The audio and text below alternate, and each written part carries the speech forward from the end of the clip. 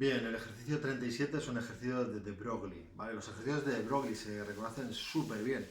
Son los únicos ejercicios en los cuales me pedirán la longitud de onda de una partícula, de un objeto, de algo con una cierta masa, ¿vale? Por tanto, si en un enunciado reconocéis que me están pidiendo la longitud de onda de alguna partícula, electrón, una pelota de ping-pong, lo que sea, ese ejercicio es un ejercicio de De Broglie seguro. En las PAUs no suelen salir, a veces salen en los últimos apartados de un ejercicio, por ejemplo, de efecto fotoeléctrico, que son muy habituales, ¿vale? Imaginaos, pues me piden calcular la velocidad de los fotoelectrones arrancados del metal y luego me pide que calcule cuál es la longitud de onda de esos electrones. Si me piden longitud de onda de una partícula, siempre es un ejercicio de De Broglie, ¿vale? Entonces este dice, ¿cuál es la longitud de onda asociada a una pelota de béisbol de 0,17 kilogramos de masa que se mueve a 100 kilómetros por hora, ¿vale? Bien, pues aplicamos lo que sabemos. Los datos que nos dan es que la velocidad son 100 kilómetros hora, ¿sí? También nos dicen que la masa es 0,17 kilogramos y me están pidiendo que calcule la longitud de onda. Insisto, si me piden longitud de onda de un cuerpo material, de una partícula, de un electrón, de una pelota, de lo que sea, ese ejercicio siempre es de De Broglie, ¿vale? Entonces, ¿qué tenemos que hacer? Pues bueno, pues aplicar la fórmula. La fórmula es muy sencilla, ¿vale? Dijo De Broglie que la longitud de onda asociada a una partícula, ¿vale? Es igual a la constante de Planck partido entre su momento lineal o cantidad de movimiento.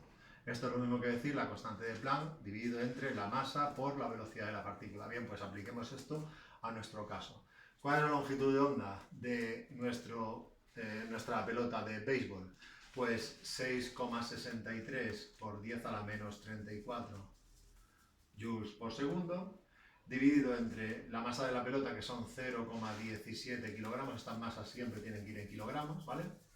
Y dividido también entre la velocidad que le han dado de 100 kilómetros hora. 100 kilómetros hora no puede ir en kilómetros hora, sino que tiene que ir en metros por segundo, por tanto tenemos que transformarlo, ¿vale? 100 kilómetros hora, esto ya lo sabéis hacer.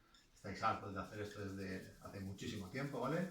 Sabemos que un kilómetro son 1000 metros, sabemos que una hora acostumbran a ser 3600 segundos, entonces cuando hacéis esta transformación os acaba saliendo que la velocidad es 27,7 periódico, ¿vale? 27,78 metros partido por segundo.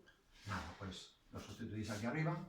Y entonces tenemos 6,63 por 10 a la menos 34 joules por segundo dividido entre 0,17 kilogramos y dividido entre 27,78 metros partidos por segundo.